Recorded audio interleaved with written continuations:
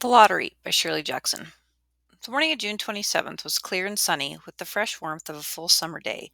The flowers were blossoming profusely, and the grass was richly green. The people of the village began to gather in the square between the post office and the bank around 10 o'clock. In some towns, there were so many people that the lottery took 2 days and had to be started on June 2nd.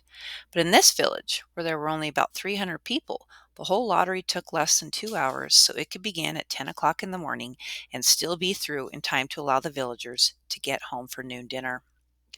The children assembled first, of course. School was recently over for the summer, and the feeling of liberty sat uneasily on most of them. They tended to gather together quietly for a while before they broke into boisterous play, and their talk was still of the classroom and the teacher, of books and reprimands. Bobby Martin had already stuffed his pockets full of stones, and the other boys soon followed his example, selecting the smoothest and roundest stones. Bobby and Harry Jones and Dickie Delacroix, the villagers pronounced his name Delacroix, eventually made a great pile of stones in one corner of the square and guarded it against the raids of the other boys. The girls stood aside, talking among themselves, looking over their shoulders that rolled in the dust or clung to the hands of their older brothers or sisters. Soon the men began to gather, surveying their own children, speaking of planting and rain, tractors and taxes. They stood together, away from the pile of stones in the corner, and their jokes were quiet, and they smiled rather than laughed. The women, wearing faded house dresses and sweaters, came shortly after their menfolk. They greeted one another and exchanged bits of gossip as they went to join their husbands. Soon the women, standing by their husbands, began to call to their children, and the children came reluctantly, having to be called 4 or 5 times. Bobby Martin ducked under his mother's grasping hand and ran, laughing, back to the pile of stones. His father spoke up sharply, and Bobby came quickly and took his place between his father and his oldest brother. The lottery was conducted, as were the square dances, the teen club, the Halloween program, by Mr. Summers, who had time and energy to devote to civic activities. He was a round-faced, jovial man, and he ran the coal business, and people were sorry for him because he had no children and his wife was a scold. When he arrived in the square, carrying the black wooden box, there was a murmur of conversation among the villagers, and he waved and called, "Little late today, folks." The postmaster, Mr. Graves, followed him, carrying a three-legged stool, and the stool was put in the center of the square, and Mr. Summers set the black box down on it. The villagers kept their distance, leaving a space between themselves and the stool, and when Mr. Summers said, "Some of you fellows want to give me a hand?" there was a hesitation before two men, Mr. Martin and his oldest son, Baxter, came forward to hold the box steady on the stool while Mr. Summers stirred up the papers inside it. The original paraphernalia for the lottery had been lost long ago, and the black box now resting on the stool had been put into disuse before the old man Warner, the oldest man in town, was born. Mr. Summers spoke frequently to the villagers about making a new box, but no one liked to upset even as much tradition as was represented by the black box. There was a story that the present box had been made with some pieces of the box that had preceded it, the one that had been constructed when the first people settled down to make a village here. Every year after the lottery, Mr. Summers began talking again about a new box, but every year the subject was allowed to fade off without anything being done. The black box grew shabbier each year, and by now it was no longer completely black, but splintered badly along one side to show the original wood color, and in some places faded or stained. Mr. Martin and his older son, Baxter, held the black box securely on the stool until Mr. Summers had stirred the papers thoroughly with his hands. Because so much of the ritual had been forgotten or discarded, Mr. Summers had been successful in having slips of paper substituted for the chips of wood that had been used for generations. Chips of wood, Mr. Summers had argued, had been all very well when the village was tiny, but now that the population was more than 300 and likely to keep on growing, it was necessary to use something that would fit more easily into the black box. The night before the lottery, Mr. Summers and Mr. Graves made up the slips of paper and put them in the box, and it was then taken to the safe of Mr. Summers' coal company and locked up until Mr. Summers was ready to take it to the square the next morning. The rest of the year the box was put away, sometimes one place, sometimes another. It had spent one year in Mr. Graves's barn and another year underfoot in the post office, and sometimes it was set on a shelf in the Martin grocery and left there. There was a great deal of fussing to be done before Mr. Summers declared the lottery open. There were the lists to make up, the heads of families, heads of households in each family, members of each household in each family. There was the proper swearing in of Mr. Summers by the postmaster as the official of the lottery. At one time, some people remembered there had been a recital of some sort, performed by the official of the lottery, a perfunctory, tuneless chant that had been rattled off duly each year. Some people believed that the official of the lottery used to stand just so when he said or sang it. Others believed that he was supposed to walk among the people. But years and years ago, this part of the ritual had been allowed to lapse. There he had been, also a ritual salute, which the official of the lottery had had to use in addressing each person who came up to draw from the box. But this also had changed with time. Until now, it was felt necessary only for the official to speak to each person approaching. Mr. Summers was very good at all this, in his clean white shirt and blue jeans, with one hand resting carelessly on the black box. He seemed very proper and important as he talked interminably to Mr. Graves and the Martins. Just as Mr. Summers finally left off talking and turned to the assembled villagers, Mrs. Hutchinson came hurriedly along the path to the square, her sweater thrown over her shoulders, and slid into place in the back of the crowd. "Clean forgot what day it was," she said to Mrs. Delacroix, who stood next to her, and they both laughed softly. "Thought my old man was out back stacking wood," Mrs. Hutchinson went on, "and then I looked out the window and the kids was gone, and then I remembered it was the 27th and came a running." She dried her hands on her apron, and Mrs. Delacroix said, "You're in time, though. They're still talking away up there." Mrs. Hutchinson craned her neck to see through the crowd and found her husband and children standing near the front. She tapped Mrs. Delacroix on the arm as a farewell and began to make her way through the crowd. The people separated good-humoredly to let her through. 2 or 3 people said in voices just loud enough to be heard across the crowd, "Here comes your Mrs. Hutchinson. And Bill, she made it after all." Mrs. Hutchinson reached her husband, and Mr. Summers, who had been waiting, said cheerfully, "Thought we were going to have to get on without you, Tessie." Mrs. Hutchinson said, grinning, "Wouldn't have me leaving my dishes in the sink now, would you, Joe?" And soft laughter ran through the crowd as the people stirred back into position after Mrs. Hutchinson's arrival. "Well, now," Mr. Summers said soberly, "guess we better get started, get this over with so we can go back to work. Anybody ain't here?" "Dunbar," several people said. "Dunbar, Dunbar." Mr. Summers consulted his list. "Clyde Dunbar," he said. "That's right. He broke his leg, hasn't he? Who's drawn for him?" "Me, I guess," a woman said. Mr. Summers turned to look at her. "Wife draws for her husband," Mr. Summers said. "Don't you have a grown boy to do it for you, Janie?" Although Mr. Summers and everyone else in the village knew the answer perfectly well, it was the business of the official of the lottery to ask such questions formally. Mr. Summers waited with an expression of polite interest while Mrs. Dunbar answered. "Horace is not but 16 yet," Mrs. Dunbar said regretfully. "Guess I got to fill in for the old man this year." "Right," Mr. Summers said. He made a note on the list he was holding. Then he asked, "Watson boy drawn this year?" Tall boy in the crowd raised his hand. "Here," he said. "I'm drawn for my mother and me." He blinked his eyes nervously and ducked his head, and several voices in the crowd said things like, "Good fellow," "Lack, glad to see your mother's got a man to do it." "Well," Mr. Summers said, "I guess that's everyone. Old man Warner make it?" "Here," a voice said, and Mr. Summers nodded. A sudden hush fell on the crowd as Mr. Summers cleared his throat and looked at the list. "All ready?" he called. "Now I'll read the names, heads of families first, and the men come up and take a paper out of the box. Keep the paper folded in your hand without looking at it until everyone has had a turn. Everything clear?" People had done it so many times that they only half listened to the directions. Most of them were quiet, wetting their lips, not looking around. Then Mr. Summers raised one hand high and said, "Adams." A man disengaged himself from the crowd and came forward. "Hi, Steve," Mr. Summers said. Mr. Adams said, "Hi, Joe." They grinned at one another humorously and nervously. Then Mr. Adams reached into the black box and took out a folded paper.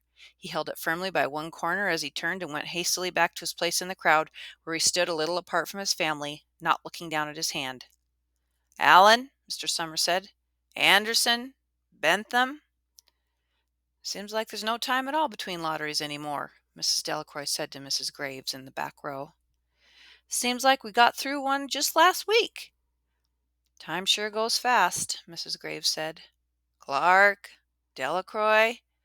"There goes my old man," Mrs. Delacroix said. She held her breath while her husband went forward. Dunbar, Mr. Summers said, and Mrs. Dunbar went steadily to the box while one of the women said, Go on, Janie, and another one said, There she goes. We're next, Mrs. Graves said. She watched while Mr. Graves came around from the side of the box, greeted Mr. Summers gravely, and selected a slip of paper from the box.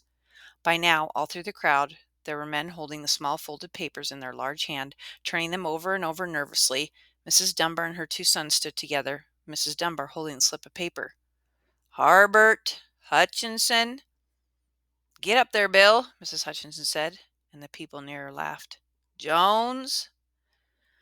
They do say, Mr. Adams said to Old Man Warner, who stood next to him, that over in the North Village they're talking of giving up the lottery.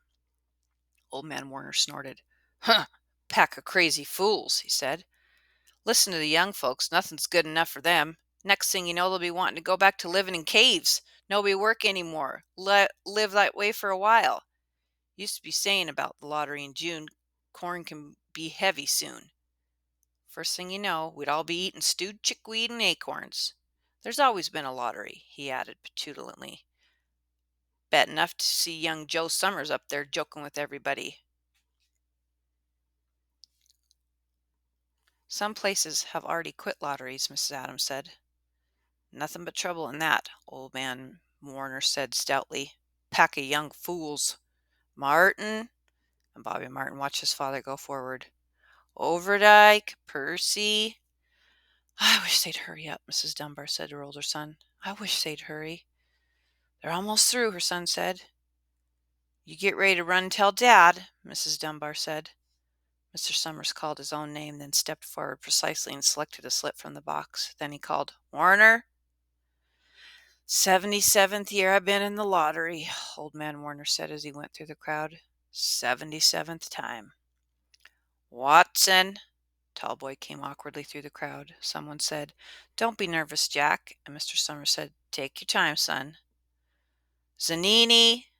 After that, there was a long pause, a breathless pause, until Mr. Summers, holding his slip of paper in the air, said, All right, fellows. For a minute, no one moved, and then all the slips of paper were opened. Suddenly, all the women began to speak at once, saying, Whose is it? Who's got it? Is it the Dunbars? Is it the Watsons?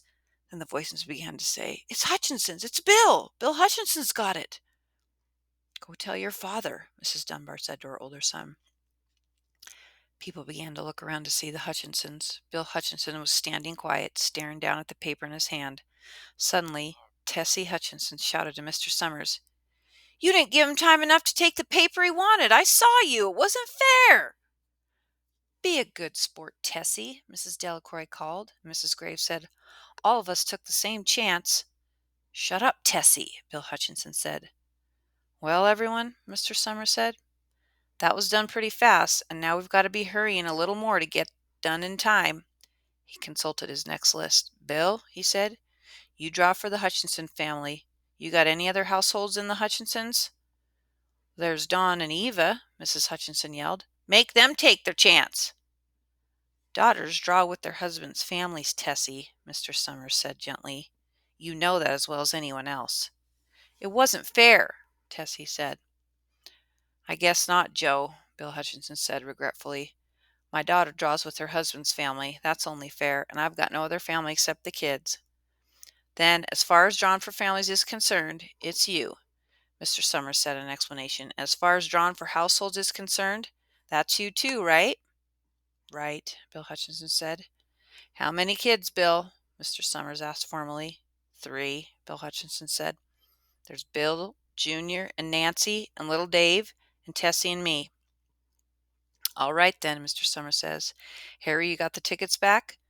Mr. Graves nodded and held up slips of paper. Put 'em in the box then, Mr. Summers directed. Take Bill's and put it in. I think we ought to start over, Mrs. Hutchinson said as quietly as she could. I tell you it wasn't fair. You didn't give him time enough to choose. Everybody saw that. Mr. Graves had selected the 5 slips and put them in the box, and he dropped all the papers but those onto the ground, where the breeze caught them and lifted them off. Listen, everybody, Mrs. Hutchinson was saying to the people around her. Ready, Bill?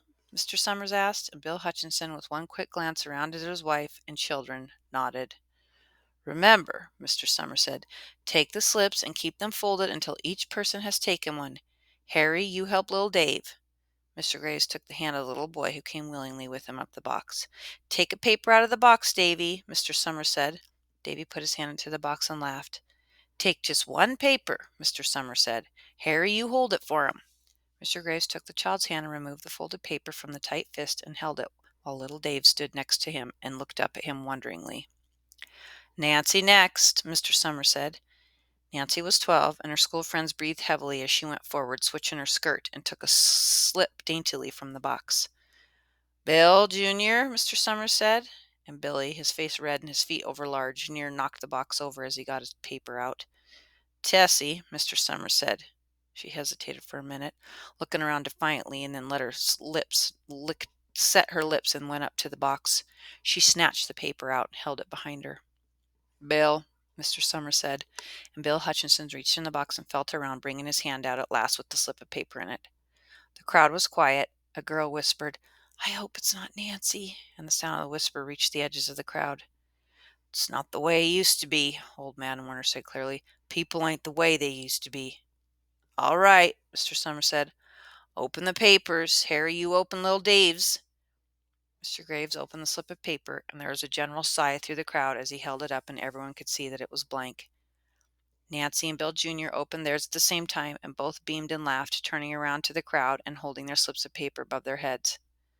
Tessie, Mr. Summers said. There was a pause, and then Mr. Summers looked at Bill Hutchinson, and Bill unfolded his paper and showed it. It was blank. It's Tessie, Mr. Summers said, and his voice was hushed. Show us her paper, Bill. Bill Hutchinson went over to his wife and forced a slip of paper out of her hand. It had a black spot on it, the black spot Mr. Summers had made the night before with the heavy pencil in the coal company office. Bill Hutchinson held it up, and there was a stir in the crowd. All right, folks, Mr. Summers said. Let's finish quickly.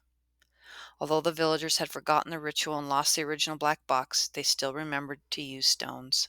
The pile of stones the boys had made earlier was ready. There were stones on the ground with the blowing scraps of paper that had come out of the box. Delacroix selected a stone so large she had to pick it up with both hands and turned to Mrs. Dunbar. Come on, she said. Hurry up. Mr. Dunbar had small stones in both hands, and she said, grasping for breath, I can't run at all. You'll have to go ahead, and I'll catch up with you. The children had stones already, and someone gave little Davy Hutchinson a few pebbles. Tessie Hutchinson was in the center of the cleared space by now, and she held her hands out desperately as the villagers moved in on her. It isn't fair, she said. A stone hit her on the side of the head. Old Man Warner was saying, come on, everyone. Steve Adams was in the front of the crowd of villagers with Mrs. Graves beside him. It isn't fair, it isn't right, Mrs. Hutchinson screamed. And then they were upon her.